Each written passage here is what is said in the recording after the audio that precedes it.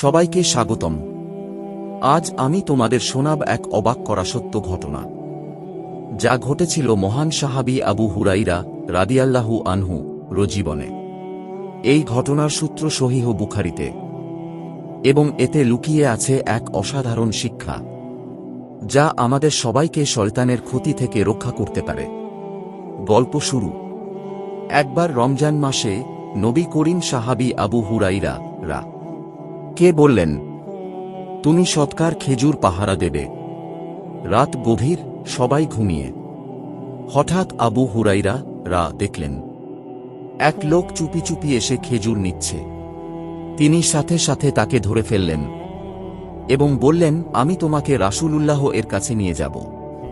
লোকটি কাঁদতে কাঁদতে বলল, আমাকে ক্ষমা করুন, আমি খুব গরিব, আমার পরিবার ক্ষুধার্ত। আবু হুরাইরা দয়া করে তাকে ছেড়ে দিলেন। দ্বিতীয় রাত। পরের রাতেও সেই একই লোক আবার খেজুর চুরি করতে। আবু হুরাইরা ধরলেন, আর সে আবারও একই অজুহাত দিল। দ্বিতীয়বারও দয়া করে ছেড়ে দিলেন। তৃতীয় রাত। তৃতীয় রাতে সে আবার হাজির। এবার আবু হুরাইরা বললেন, এবার আমি অবশ্যই তোমাকে নবীজির কাছে নিয়ে যাব। লোকটি বলল, আমি তোমাকে এমন কিছু শেখাব যা তোমার জন্য খুব উপকারী হবে। সে বলল, যখন তুমি ঘুমাতে যাবে তখন আয়াতুল কুরসি পড়ে নিও। আল্লাহ তোমার ওপর এক ফেরেশতা প্রহরী নিযুক্ত করবেন, আর সকাল পর্যন্ত শয়তান তোমার কাছে আসতে পারবে না। পরদিন সকালে। পরের দিন আবু হুরাইরা ঘটনাটা নবী করিম কে জানালেন।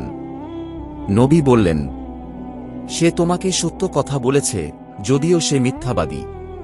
তুমি জানো 3 রাত ধরে যে তোমার কাছে এসেছিল, সে আসলে একজন জিন ছিল।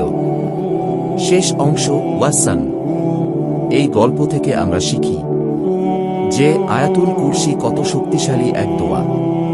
যে ব্যক্তি রাতে ঘুমানোর আগে এটি পাঠ করে, আল্লাহ তাকে সারা রাত শয়তান ও জিনের ক্ষতি থেকে রক্ষা করেন।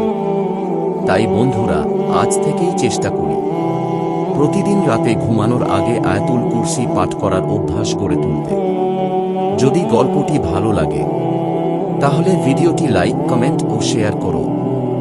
আর ইসলামিক গল্প পেতে চ্যানেলটি সাবস্ক্রাইব করতে ভুলো না।